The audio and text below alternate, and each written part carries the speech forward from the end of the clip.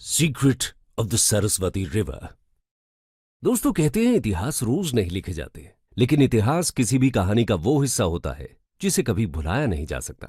इसलिए उसे समय के साथ सहेजना जरूरी होता है। भारत के समृद्ध इतिहास की खोज में आज हम आपको ले चलेंगे एक ऐसी नदी की तलाश में जो कभी भारतीय संस्कृति का अभिन्न अंग हुआ करती थी। जिस नदी किनारे विश्व के सबसे प्राचीन वेदों की रचना की गई, जिस नदी के किनारे महाभारत का युद्ध लड़ा गया, जिस नदी ने एक सभ्यता को जन्म दिया जो गंगा और यमुना से अधिक पवित्र थी, लेकिन जिस नदी के इतिहास में इतने निशान मिलते हैं, आज उस नदी का नामो निशान नहीं है। वो धरती से ऐसे कैसे गायब हो गई? हालांकि लोगों का ऐसा मानना है कि वो आज भी धरती के नीचे गुप्त रूप में बह रही है। आप सोच रहे होंगे कि आखिर हम किस नदी की बात कर रहे हैं। तो दोस्तों, हम बात कर रहे हैं सरस्वती नदी की। सरस्वती नदी भारतीय सभ्यता की जननी है। ये आज भी करोड़ों भारतीयों की आस्था का प्रतीक है। प्राचीन भारतीय सभ्यता के क्षेत्र में सरस्वती नदी एक रहस्यमय स्थान रखती है। विश्व की प्राचीन नदी घाटी सभ्यताओं में से एक सरस्वती नदी के तट पर बसी सभ्यता को हड़प्पा सभ्यता या हिंदू सरस्वती सभ्यता कहा जाता है, क्योंकि जिस सिंधु घाटी सभ्यता की बात की जाती है वो ज्यादातर सरस्वती नदी के तटों पर बसी थी, न कि सिर्फ सिंधु नदी के तटों पर। सिंधु सरस्वती सभ्यता का विकास सिंधु और सरस्वती यानी आज की घग्गर नदी के किनारे हुआ। आज भी माना जाता है कि प्रयागराज में गंगा, यमुना और सरस्वती का मिलन होता है, इसीलिए इसे त्रिवेणी संगम कहते हैं। हालांकि पौराणिक कथाओं और ऐतिहासिक ग्रंथों में अपनी प्रमुख स्थिति के बावजूद सरस्वती नदी सदियों से मायावी बनी हुई है और इसके रहस्य से मोहित लोगों के दिल और दिमाग में अपने अस्तित्व के केवल निशान छोड़ गई है। एक सदी से भी अधिक समय से इतिहासकार और वैज्ञानिक भारत में पौराणिक सरस्वती नदी के निशान खोज रहे हैं। आज की इस वीडियो में हम सरस्वती नदी के उस अस्तित्व के बारे में बात करेंगे जिस पर आज भी प्रश्न चिन्ह बना हुआ है। आखिर सरस्वती नदी को लेकर हमारा इतिहास, पुरातत्व और साइंटिफिक साक्ष्य क्या कहते हैं, आइए जानते हैं। और सबसे पहले बात करेंगे पौराणिक तथ्यों की। Discovery of Saraswati and mythological evidence.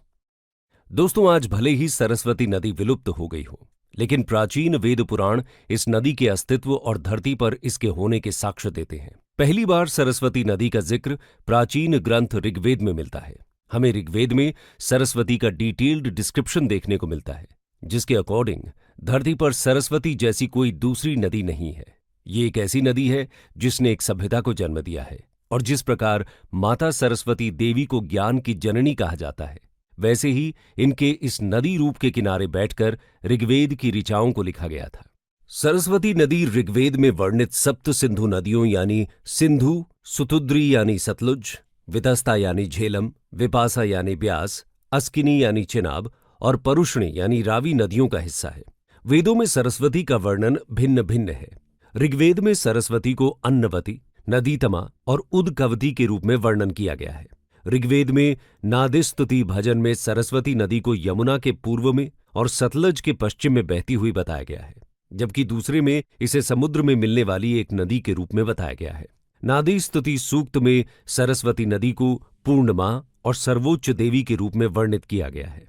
800 ईसा पूर्व नदी को नदी माता सरस्वती के रूप में रिफर किया जाना बंद कर दिया गया और इसके बजाय इसे विनाशना सरस्वती कहा जाने लगा, यानी एक ऐसी नदी जो अब स्वर्ग को धारण करने में सक्षम नहीं है और जिसकी वजह से वो भूमिगत यानी जमीन के अंदर चली गई है।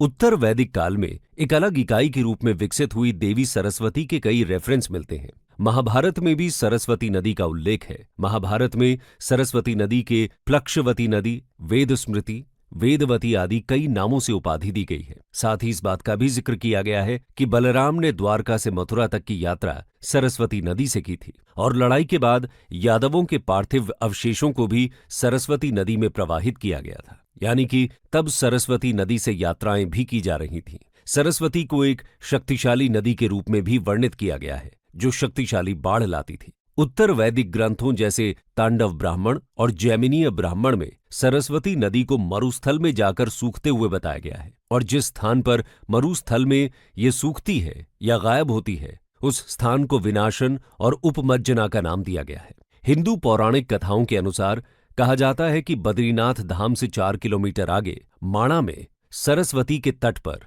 वेद व्यास महाभारत की रचना कर रहे थे उस वक्त सरस्वती के बहाव के शोर के कारण गणेश व्यास को ठीक से सुन नहीं पा रहे थे। इससे क्रोधित होकर व्यास ने सरस्वती नदी को श्राप दिया और वो धरती में ही समा गई। दोस्तों, सरस्वती नदी का अस्तित्व भौतिक क्षेत्र से परे आध्यात्मिक दुनिया तक जाता है और माना जाता है कि त्रिवेणी संगम का निर्माण पवित्र भारतीय नदियों गंगा, यमुना और सरस्वती के संगम से हुआ था। लेकिन प्रश्न भी यहीं से उठता है कि इस महान नदी का क्या हुआ? इतनी बड़ी नदी बिना किसी निशान के कैसे लुप्त हो गई? आइए जानते हैं इसके कुछ ऐतिहासिक साक्ष्यों के बारे में।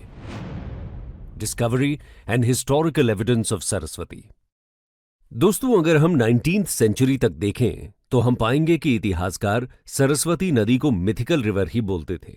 1874 में जूलॉजिकल सर्वे ऑफ इंडिया ने lost river of Thar desert के नाम से एक रिपोर्ट रिलीज की और जिसके बाद शुरू हुई सरस्वती नदी की खोज। हिस्टोरियन ने इस नदी की खोज में इंटरेस्ट लेना शुरू कर दिया। रोमिला थापर और इरफान हबीब जैसे कई इतिहासकार ये मानते थे कि सरस्वती एक एब्स्ट्रैक्ट और मिथिकल रिवर गॉडेस है और सरस्वती नदी तो 4500 बीसी में ही लुप्त होना शुरू हो गई थी।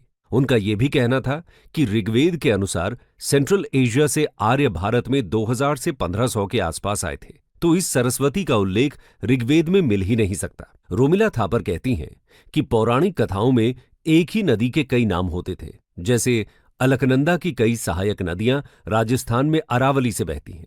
आगे चलकर एस्ट्रोनॉमर राजेश कोचर ने भी साल 2000 में पेपर पब्लिश करके कहा कि सरस्वती हेलमांड रिवर की एक ट्रिब्यूटरी है जो कि अफगानिस्तान में पड़ती है, जहां उनका कहना है कि इस ट्रिब्यूटरी का नाम पहले हेरावती था, लेकिन जैसे कि पर्शियन लैंग्वेज में ह और स में ज्यादा डिफरेंस नहीं होता, जैसे कि सिंधु का हिंदू हो जाता है, वैसे ही हरावती का सरस्वती हो गया। लेकिन ये सभी मिथक उस समय गलत साबित हुए जब साइंटिफिक रिसर्च शुरू हुई और धीरे धीरे इतिहासकारों ने भी इस मिथ वाली स्टोरी को मानने से इनकार कर दिया और इंडोलॉजिस्ट्स और हिस्टोरियंस ने सरस्वती को घग्गर हकरा नदी प्रणाली के हिस्से के रूप में पहचानना शुरू किया, जो पहले उत्तर पश्चिमी भारत और पाकिस्तान के मध्य से यमुना और सतलुज के बीच बहती थी। नवीनतम शोध से पता चला है कि घग्गर हकरा नदी चैनल सतलज नदी का एक पेलियो चैनल रहा होगा, जो सिंधु के डेल्टा चैनल नारा नदी में बहता था। लगभग 10,000 से 8,000 साल पहले सतलज ने अपना मार्ग बदल दिया, जिससे घग्गर हकरा एक वर्षा आधारित नदी प्रणाली में बदल गई। इस निष्कर्ष को रिसर्चर्स ने चुनौती दी है कि सरस्वती घग्गर सिस्टम का हिस्सा थी। वो दावा करते हैं कि हड़प्पा सभ्यता के समाप्त होने से पहले ही घग्गर हकरा नदी प्रणाली सूख गई थी। ऐसा माना जाता है कि हड़प्पा सभ्यता 4000 साल पहले समाप्त हो गई थी, क्योंकि मानसून में बदलाव के कारण हाकरा सूख गया था। ये उत्तर पश्चिमी भारत में वैदिक संस्कृति के आने से पहले की बात है। 21वीं सदी में जब कुछ विद्वानों ने इसे सिंधु घाटी सभ्यता से जोड़ा, तब घग्गर हकरा प्रणाली की सरस्वती के साथ पहचान को एक नया महत्व मिला। इन विद्वानों ने ऋग्वेद की पूर्व काल निर्धारण और सिंधु घाटी सभ्यता का नाम बदलकर सिंधु सरस्वती या सिंधु सरस्वती सभ्यता रखने का सुझाव दिया है। इतिहासकारों ने तर्क देना शुरू किया कि हमें हड़प्पा सिविलाइजेशन का मैप देखना चाहिए, जैसे कि मोहनजोदड़ो जो सिंधु नदी के किनारे बसा हुआ है, तो कालीबंगा भी तो किसी न किसी नदी के किनारे ही बसा होगा। वहीं धौलावीरा में तो बहुत सारे कुओं के प्रमाण भी मिलते हैं, लेकिन कालीबंगा में कुएं नहीं मिले हैं, इसलिए वहां ऐसी कोई नदी जरूर बहती होगी जिससे लोग पानी लेते होंगे। वैज्ञानिक अब ये कह रहे हैं कि सिंधु नदी घाटी सभ्यता के निर्माण में सरस्वती नदी सभ्यता ने बहुत बड़ा योगदान दिया है। हालांकि ये बातें विक्टोरियन काल के विद्वान C.F. ओल्डम ने पहले ही कह दी थी। उन्होंने उत्तर पश्चिमी जलौढ़ मैदानों में एक शक्तिशाली हिमालयी नदी की उपस्थिति के अध्ययन का बीड़ा उठाया, जो ड्रेनेज एडजस्टमेंट के कारण सूख गई थी। उन्होंने अनजाने में वेदों को जियोलॉजी से जोड़ने का प्रयास किया। तब से कई भूवैज्ञानिकों द्वारा पेलियो ड्रेनेज के बाद के साइंस पर काम किया गया है। साल 2007-2008 में हितेश चौधरी ने क्वार्टरनरी ड्रेनेज एडजस्टमेंट के टेक्टोनिक सिग्नेचर रिकॉर्ड किए, जिसके परिणाम स्वरूप प्रमुख नदियां कई छोटी छोटी धाराओं में बदल गईं। साउंड हाइड्रोजियोमॉर्फिक एनालिसिस पर आधारित साक्ष्यों के साथ सरस्वती को हिमालयी हिम नदी मूल की एक बड़ी पेलियो रिवर कहा गया है। 2009 में S.K. टंडन और H.S. सैनी ने क्षेत्र की उपसतह तलछटी आर्किटेक्चर को वर्तमान जल निकासी की तुलना में बहुत बड़े रिवर चैनल्स के नेटवर्क के रूप में दिखाया। Discovery and scientific evidence of Saraswati. दोस्तों, सरस्वती नदी की खोज में एक नया मोड़ उस वक्त आया जब सैटेलाइट इमेजरी की मदद से पेलियो चैनल पर रिसर्च शुरू हुई। बता दें कि पेलियो चैनल एक साइंटिफिक वर्ड है। आम भाषा में हम इसे रिवर के फुटप्रिंट के रूप में समझ सकते हैं। यानी जब कोई नदी चली जाती है या सूख जाती है तो अपने पीछे जो निशान छोड़ती है उसे पेलियो चैनल कहते हैं। इन पेलियो चैनल पर जब Indian space and research organisation ISRO सहित कई इंस्टीट्यूशंस द्वारा कई रिसर्च की गई तो सैटेलाइट इमेजरी से पता लगा कि राजस्थान में थार रेगिस्तान की रेत के नीचे सरस्वती नदी के छिपे हुए मार्ग हैं। अपनी इसी रिसर्च के आधार पर इसरो ने सरस्वती नदी का मैप तैयार किया। मैप में दिखाया गया कि सरस्वती नदी 4 से 10 किलोमीटर चौड़ी है, जो हरियाणा, पंजाब, राजस्थान और गुजरात से होकर गुजरात के कच्छ तक जाती है। इसरो से प्राप्त सैटेलाइट इमेजरी साबित करती है कि लुप्त नदी के पेलियोलिथिक चैनल अभी भी जमीन के नीचे मौजूद हैं। इसके बाद 2014 में नेशनल रिमोट सेंसिंग सेंटर और इसरो के साइंटिस्ट्स ने एक डिटेल रिसर्च में बताया कि एक रिवर है जो सतलज और यमुना के बीच में बहती थी, बल्कि धृष्टावती, व्यास, छोटन, घग्गर और मारकंड जैसी ही वो भी इसकी ट्रिब्यूटरीज हैं। इसके अलावा कुरुक्षेत्र यूनिवर्सिटी के डिपार्टमेंट ऑफ जियोलॉजी द्वारा भी नॉर्थ वेस्टर्न एलुवियल प्लेन्स में एक पेलियो चैनल के अस्तित्व का पता लगाने के लिए जियोलॉजिकल स्टडीज की गई, जिसमें कहा गया कि वहां एक सूखी नदी के अवशेष हैं जो या तो यंगर सेडिमेंट से भर गए हैं या कहीं दबे हुए हैं। आगे जब आईआईटी बॉम्बे के रिसर्चर्स ने पेलियो चैनल को और डेप्थ में स्टडी किया तो यहां पर ग्रे माइका मिला है। ये पेलियो चैनल किसी हिमालयन रिवर से काफी सिमिलर है। इन्होंने इस जगह पर कार्बन डेटिंग भी की। बता दें कि कार्बन डेटिंग का मतलब होता है कि रॉक्स के अंदर रेडियो एक्टिव कार्बन और पोटेशियम को देखकर ये पता चलता है कि ये रॉक आखिर कहां से आई और इनका ओरिजिन कितना पुराना है। और इस रिसर्च में ये पता चला कि भारत में घग्गर और पाकिस्तान में हकरा नदियों के बीच का जो चैनल है, यानी घग्गर हकरा चैनल, वो आज के टाइम पर सूख गया है, मगर एक टाइम पर यहां पर नदी बहा करती थी और यही सरस्वती रिवर थी। इसके आसपास भी हड़प्पा सिविलाइजेशन के कई सारे साइट्स जैसे ढोलावीरा स्थित थे। लेकिन सवाल अभी भी वही है कि आखिर ये नदी गायब कैसे हो गई। आइए जानते हैं इसके लुप्त होने के कारण। Reasons for disappearance of Saraswati river. दोस्तों, वैसे हड़प्पन सिविलाइजेशन डिक्लाइन होने के पीछे क्लाइमेट चेंज एक बड़ा रीजन माना जाता है, लेकिन साइंटिस्ट्स कहते हैं इस रिवर का सूख जाना उनके डिक्लाइन का एक बहुत बड़ा रीजन बना। और इसी चीज को आगे चलकर ground water department and central ground water board की बोरवेल डिगिंग में प्रूव किया गया। यहां पर पेलियो चैनल के ऊपर यानी जैसलमेर और इंडो पाक बॉर्डर के बीच 14 बोरवेल खोदे गए थे। इस खुदाई में पता चला कि पेलियो चैनल से जितना दूर जाएंगे वाटर सेलाइन होता जाता है और पेलियो चैनल के पास फ्रेश ग्राउंड वाटर मिलता है। सरस्वती नदी के मार्ग पर ट्यूबवेल से ट्रीटियम और C14 के आइसोट्रॉपिक स्टडी से बार्क ने यह भी पता लगाया कि ये हिमालय वाटर है जो कि 18,000 साल से भी ज्यादा पुराना है। जैसलमेर में ऐसा हिमालय वाटर कहां से आया, ये सोचने को मजबूर करता है कि यहां पर डेफिनेटली एक रिवर फ्लो करती थी। लेकिन अगर इतनी बड़ी रिवर एग्जिस्ट करती थी तो अचानक वो कहां चली गई? साइंटिस्ट्स की इसमें भी कुछ थियरीज हैं, जिसमें पहली थियरी है टेक्टोनिक शिफ्टिंग। देखिए, धरती के अंदर मौजूद अर्थ क्रस्ट की टेक्टोनिक प्लेट हमेशा शिफ्ट होती रहती है और इसी शिफ्टिंग की वजह से इस धरती पर अलग अलग लैंडफॉर्म्स बने हैं, जिनमें से हिमालयन रेंजेस का ओरिजिन भी शामिल है। ऐसे में माना जाता है कि इसी टेक्टोनिक शिफ्ट की वजह से दिल्ली और हरिद्वार के बीच एक रिज डेवलप हुई, जिसकी वजह से सतलज वेस्टवर्ड शिफ्ट होने लगी और यमुना ईस्टवर्ड शिफ्ट होने लगी। और इसी शिफ्ट की वजह से सरस्वती रिवर को जो वाटर हिमालयन रेंजेस से मिलता था वो कट ऑफ हो गया और धीरे धीरे इसकी डेथ होती गई। बता दें कि साल 1884 में जियोलॉजिकल सर्वे ऑफ इंडिया के एक ऑफिसर रिचर्ड डिक्सन ओल्डम ने सुझाव दिया था कि जियोलॉजिकल चेंजेस और टेक्टोनिक्स हलचल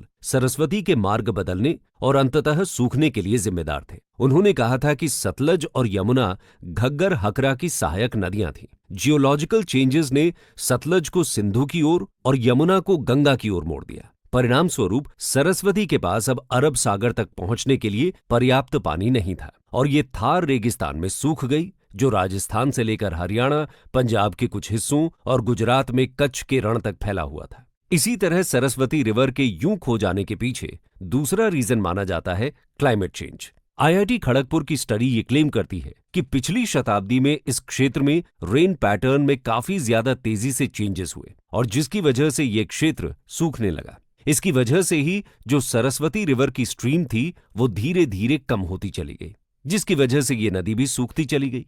कुछ स्टडीज इस रिवर के सूखने के पीछे भूकंप या किसी बड़ी नेचुरल डिजास्टर की तरफ भी इशारा करते हैं, लेकिन मेजॉरिटी ऑफ साइंटिफिक स्टडीज एक बात को कंक्लूड करती हैं कि यहां पर एक हिमालयन रिवर एग्जिस्ट जरूर करती थी। आगे चलकर 2015 में राजस्थान सरकार ने राज्य में सरस्वती नदी को पुनर्जीवित करने के अलावा इंट्रा बेसिन नदी वाटर ट्रांसफर सहित नदी बेसिन से जुड़े विभिन्न मुद्दों पर गौर करने के लिए राजस्थान नदी basin and water resources planning authority को बिल्ड किया। इसके साथ ही हरियाणा की सरकार कहती है कि अब इस रिवर के रिवाइवल का टाइम आ गया है, जिसके बाद हरियाणा हिमाचल के बीच में आदि बद्रीनाथ की जगह पर एक डैम बनेगा। हरियाणा और हिमाचल सरकार ने इसके लिए एमओयू भी साइन कर लिया है और 2022 में डिसाइड हुआ कि इस डैम को 32 हेक्टेयर लैंड पर 250 करोड़ रुपए की लागत से बनाया जाएगा। ये डैम 100 मीटर वाइड और 20 मीटर हाई होगा, जो सोम रिवर पर बनेगा। इसमें एक साथ 224 हेक्टेयर मीटर पानी भरेगा। इसके थ्रू सरस्वती को रिवाइव करने की कोशिश की जाएगी। वहीं साल 2021 में हरियाणा सरकार ने सरस्वती नदी को स्कूल एंड यूनिवर्सिटी करिकुलम के हिस्से के रूप में शामिल करने का निर्णय लिया। कंक्लूजन। दोस्तों, हमारी सरकारें रिवर को रिवाइव कर पाएंगी या नहीं, ये तो वक्त बताएगा, लेकिन सरस्वती रिवर अब कोई मिथक नहीं है, बल्कि आज भी ये प्राचीन भारतीय सभ्यता की सामूहिक स्मृति में गहराई से अंतर्निहित है। मिथ, हिस्ट्री, हाइड्रोलॉजी और जियोलॉजी के संगम ने इस मिस्टीरियस वाटरवे के अस्तित्व और महत्व में बहुमूल्य अंतर्दृष्टि प्रदान की है। जैसे जैसे रिसर्च, टेक्नोलॉजिकल प्रोग्रेस और रिवाइवल के प्रयास जारी हैं, लुप्त हो चुकी सरस्वती नदी अभी भी अपने और अधिक रहस्यों को उजागर कर सकती है, जो हमें एक प्राचीन और पवित्र जीवन रेखा के रहस्यों को जानने के लिए आमंत्रित कर रही है, जो कभी भारतीय उपमहाद्वीप के मध्य से होकर बहती थी। दोस्तों, इतिहास हमारी कहानी का यादगार हिस्सा है, जिसे चाहकर भी कभी मिटा नहीं सकते। ये हमारी जिम्मेदारी है कि हम उन तथ्यों का पता लगाएं और उन्हें उजागर करें जिन्होंने हमारे राष्ट्र को आकार दिया। समय के गलियारे में गहराई से उतरें और उस सच्चाई का गवाह बने जिसे मिटाया नहीं जा सकता। दोस्तों, इसी के साथ हम अपने इस डिस्कशन को यहीं समाप्त करते हैं।